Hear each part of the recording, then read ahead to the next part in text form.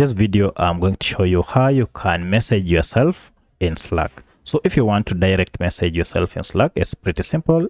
If you find this video helpful, I'll kindly request that you support me by liking the video and also by subscribing to this channel.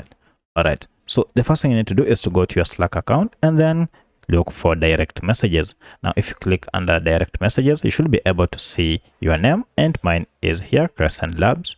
If I click on it now, it will take me to this whole page where I can now send a message to myself. However, if you can't see this, then head over to this new message icon and then search for the name of your account. So you can see I'm seeing mine here, or you can just go ahead and type in your name here, and you should be able to pick your name from the list. Then from here, go ahead and type in anything. So that's how you can message yourself in Slack. If you have any other question, kindly let me know in the comment section. Otherwise, thanks for watching, and let's meet in the next video.